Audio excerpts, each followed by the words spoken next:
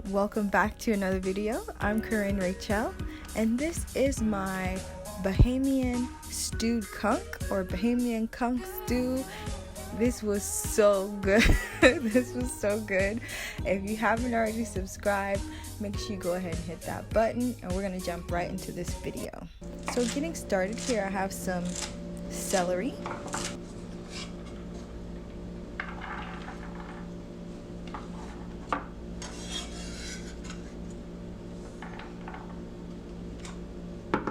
I also have some diced onion.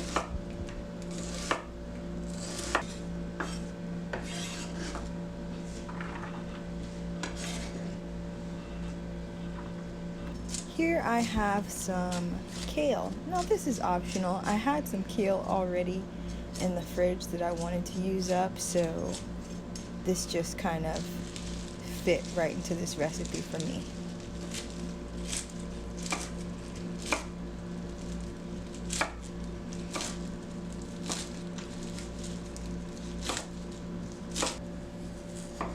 Potato.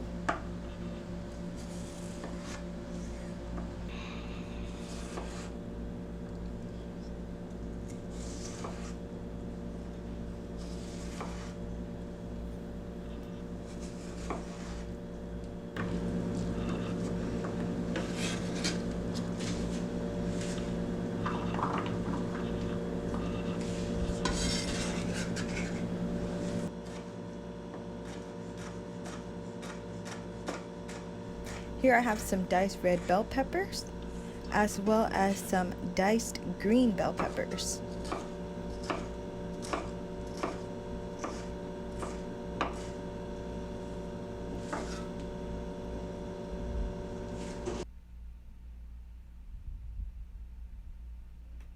This is my mock conch. If you have not seen the recipe or seen any of the videos where I have prepared this, I encourage you to check the link in the description box below. I have the full recipe as well as a video linked on the recipe. So you can head over to my website where the recipe is posted along with the video. And so as you can see here, I'm just scoring, what you call scoring, my mock conch.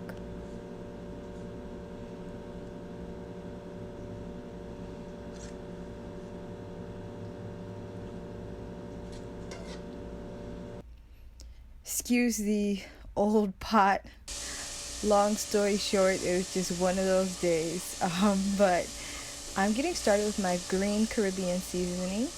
And if you don't know what that is, and you don't remember from my previous video, I have more details linked on the blog site. And so in went a vegan chicken bouillon, and you can use any vegan bouillon. So I just give that a little bit of a saute. Once it starts to go golden brown, and in goes my potatoes. I give this a little saute as well.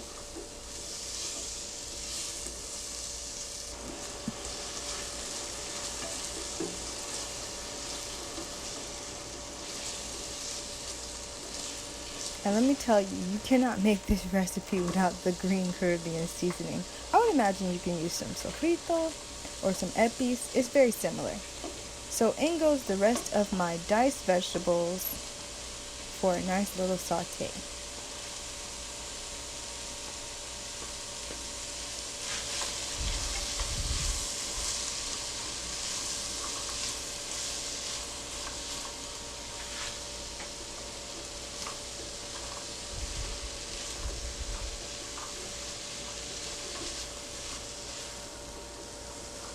So once the kale starts to wilt, I go ahead and add in my mock conch, and I mix this in, and just keep in mind this is cooked, but it is not tender.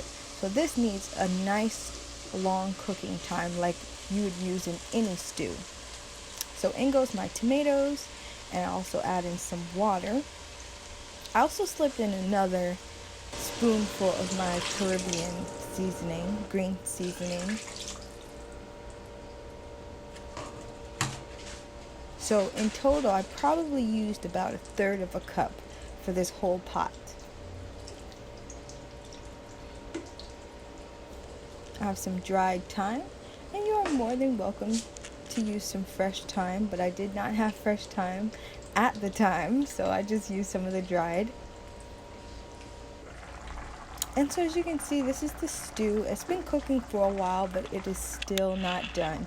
You want to keep in mind, just because it is vegan and it's ready to eat doesn't mean it is completely cooked to the best state it can be. The conch chowder is not tender. You can see the tomatoes haven't started breaking down. You really have to put in time and allow it to cook. So in goes a little bit of red pepper flakes. And as you can see here, this is looking much better. The tomatoes are breaking down. Everything, all the flavors are starting to meld and mesh together. In goes my chickpea pasta. Now this is ready as it is. You don't need to put in the chickpea pasta, but I had a little bit left and I wanted to use it up, so I just tossed that in, and that was it. This is it for the recipe. It's completely cooked. It's delicious. It was delicious the day of. The day after, it was amazing. So I'm going to encourage you to try this recipe out. I did lose some of my plating footage. I'm sorry about that. But you can see here, this is the end result, and it was absolutely delicious. So check out the recipe, and I'll see you next time.